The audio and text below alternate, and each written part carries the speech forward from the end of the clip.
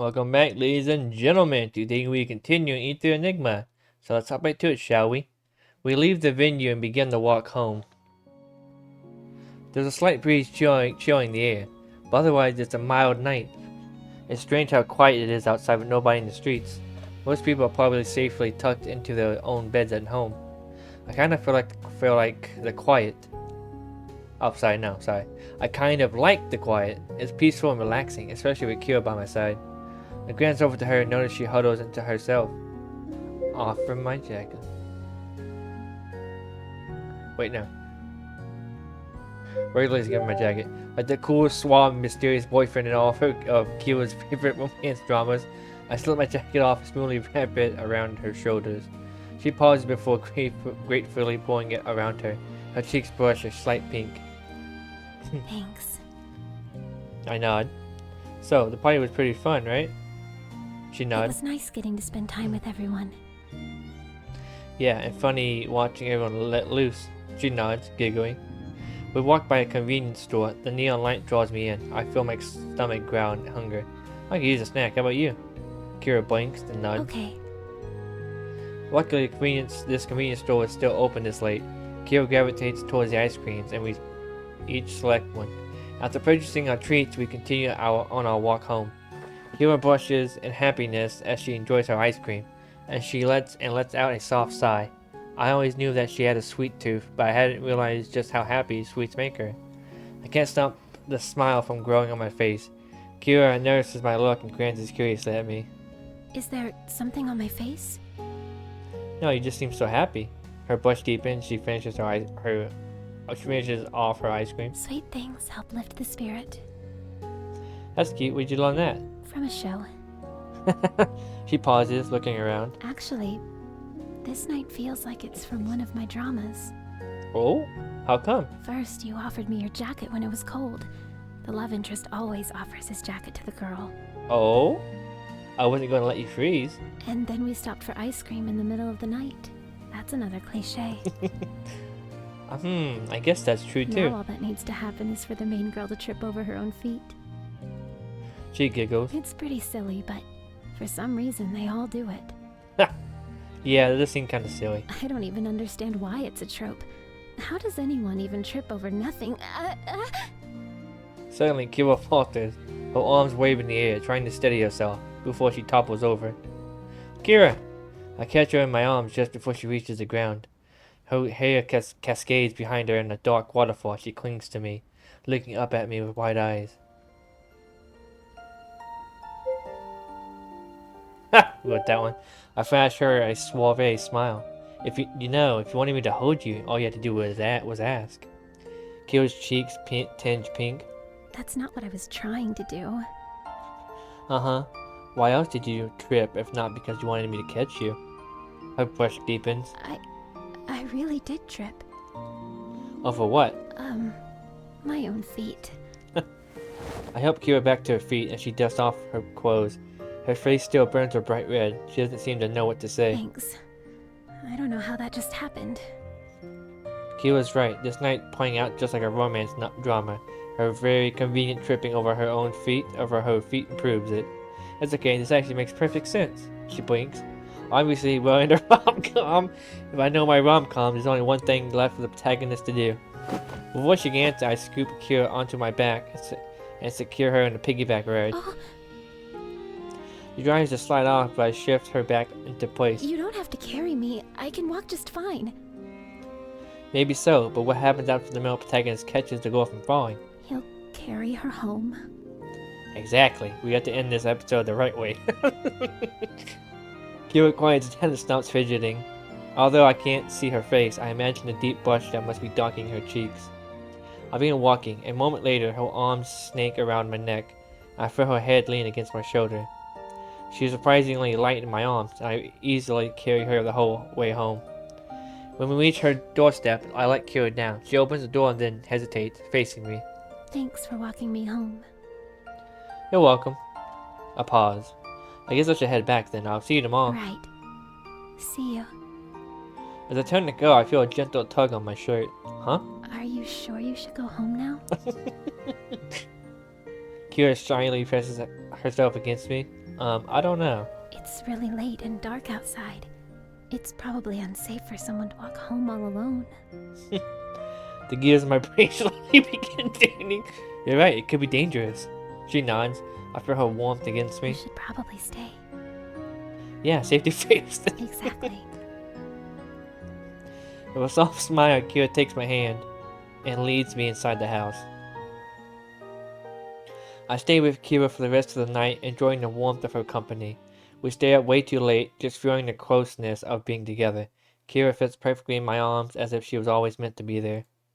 Eventually, our eyes grow heavy, and before long, we both drift off to sleep.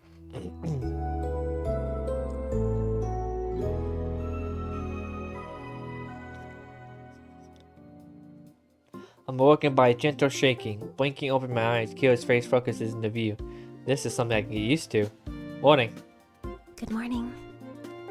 Peering outside, the dawn has barely broken. It's very early. This is when we're supposed to meet everyone at the shrine. That's right, Alan is leaving today. The sobering thought fully wakes me up. I'll be ready in a moment. She nods. I get up quickly and splash my face with water while Kira waits for me by the front door. This day seems so far away. It's hard to believe it's finally here, and Alan will soon be home. As soon as I'm ready, I meet Kira by the door and we head towards the shrine. She slips her hand into mine as we walk into the rolling fog. The crisp, cool air crackles with energy, as if ready for Alan's departure. Once we reach the shrine, we step through the gates and see Neil waiting by the main hall. Alan is beside him, while the rest of our friends and family are nearby. Alan pauses, glancing at each other. Her voice cracks when she finally speaks. You're all here. Of course we are. We wouldn't miss saying goodbye to our friend. Thank you, everyone.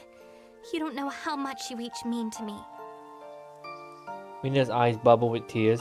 She races towards Alan and throws her arms around her in a big hug. I'm going to miss you so much.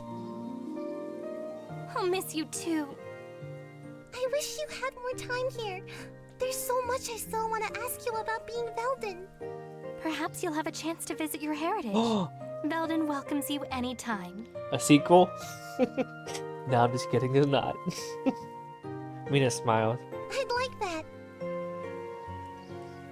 Alan turns to Aunt Emiko. The same offer stands for you too, of course. Thank you, dear. Aunt Emiko grins as she pulls Alan into a hug. I'm so glad I had a chance to meet you. You tell Ida to take it easy on you, okay? Sometimes she overdoes it with her missions. I will. Thank you for taking such good care of me.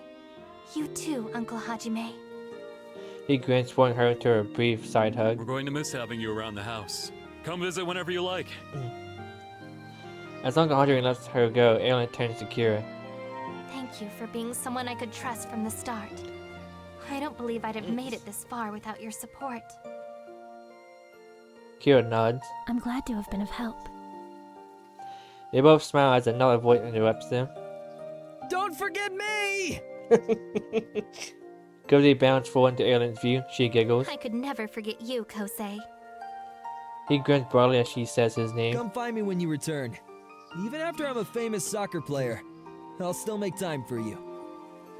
I'll keep that in mind. Finally, Alan turns to me. I suppose your burden is now lifted. That's no. You were never a burden. I never thought of you that way. I know I was, but you helped me learn how to stand on my own 2 feet. Thank you for everything. I couldn't have done it without you. I'm glad you have helped. With all of our goodbyes done, Alan steps to Neil's side. Are you ready, Your Highness? Yes. He nods. Stepping back, he reveals a scepter. Then he points at the sky, muttering a few words under his breath. In a flash, the sky parts into a blazing rainbow of shapes and glowing colors. They dance faster than my eyes can trace them. As the colorful storm swirls above, Ailyn looks over her shoulder, smiling one last time. When she looks forward, both she and Neil disappear. The remaining silence is deafening. It returns all at once, storming the air and filling the gaps that had been displaced. Ailyn disappears just as quickly as she falls into my life. Kira finally speaks. She's really gone. She looks at me and I sling my arm around her, squeezing her into a hug. Yeah, but not forgotten. She nods, leaning her head on my shoulder and sliding her arm around my waist. Erlen's going to come back. She promised. Yeah, so until then, we'll just have to wait for her together. Exactly. Together, I like the sound of that. I glance at Kira and she smiles. Me too. My gaze travels to the wishing box where it all began. Although it's only been a few months, it feels like a lifetime ago that I was just an unsuspecting kid whose biggest worry was starting high school. Now I discovered a family secret, made unexpected but lifelong friends, and even fallen in love. All because I returned a wallet. It may seem like our adventure has come to a close, but this is just the first chapter of many more to come. Oh my god! Damn, this is such a good game. Ah man, this Pixel Fades really they really outdo it, man. They really do, they know how to create one game and then make another and make it even better.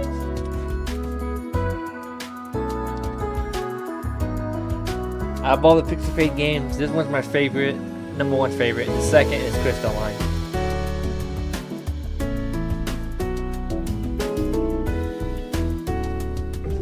And Kose was one of the funniest characters in this game, in the entire Pixel Fade. In all the Pixel Fade games, Kose was the funniest. And Zack and Crystalline, he's the second funniest. I like him too. Which we'll get to that part eventually. One day I'll record that game, but I don't know when. But I need to get back into Stardew Valley and continue our adventures for Leah. Okay, Leah's almost ours. But I'm probably getting to Stardew Valley, and then we'll probably end up doing Dying Light the Beast as well. And then maybe we'll do Crystalline maybe next year or something like that. But yeah, I really did enjoy this game. And there's a lot of people that actually helped out too, like various roles. I'm really glad this game had voice acting too. It made it a lot more enjoyable. Take a picture.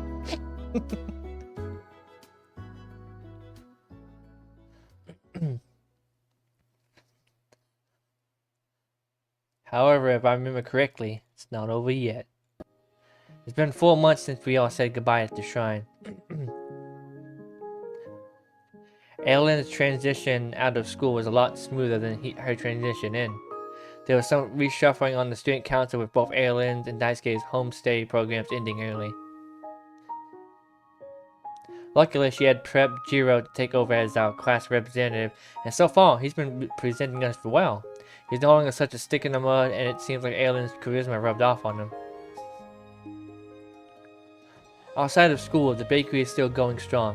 Aunt Emiko and Uncle Hajime are all as busy as ever.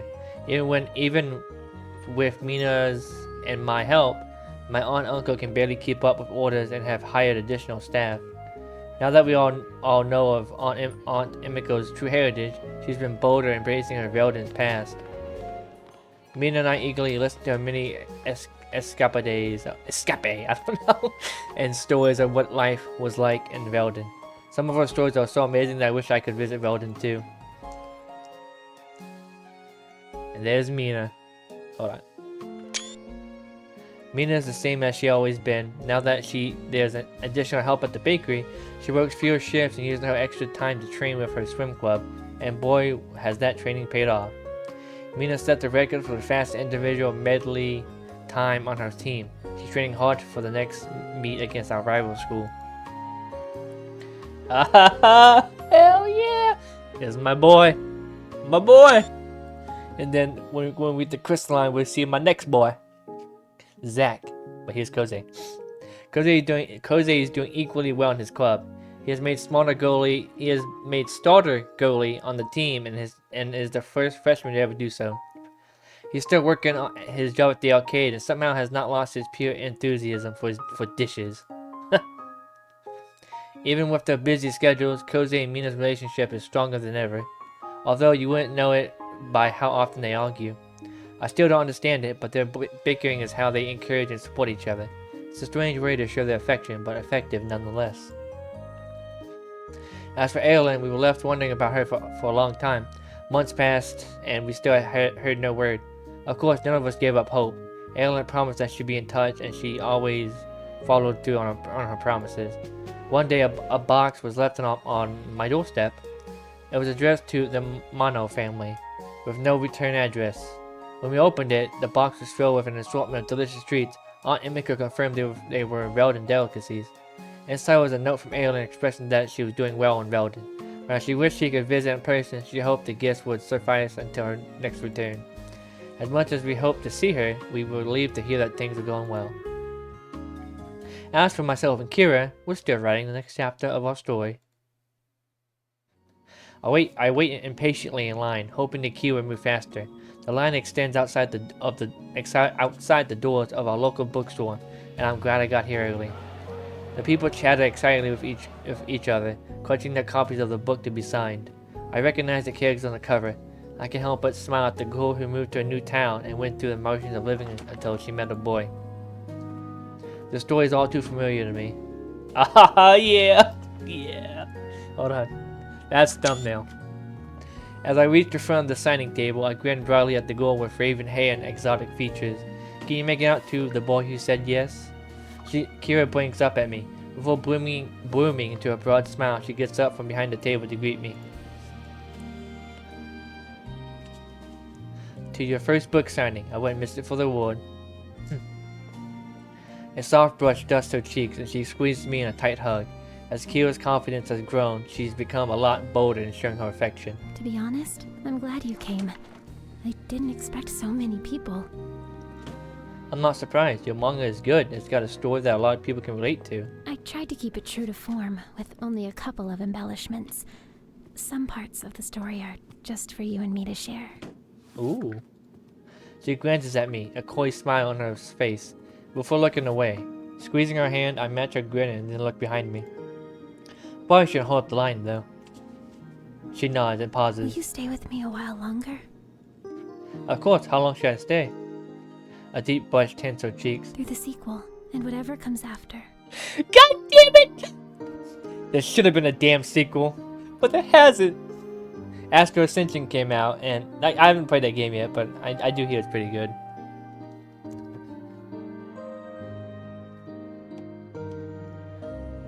Hell yeah, we can. I grin, feeling a warmth spread through my chest. A never-ending exploring with you sounds just perfect. Kira smiles warmly as I scoop her into my arms. Everything feels just right, and I'm excited for what plot comes next for us. Hell yeah, dude.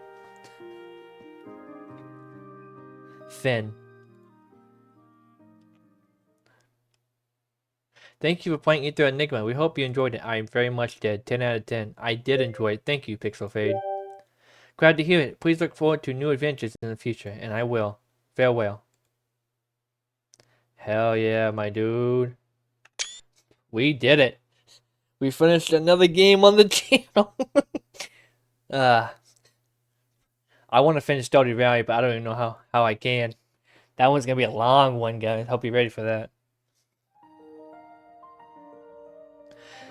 Alright, now we're back in the main menu, ladies and gentlemen. This game, I really do like it. I really do think this is one of Pixel Fade's better games. Like, my favorite Pixel Fade games, like I said, I think I said earlier, is Ethereal Enigma. This one's number 1, and Crystalline is number 2.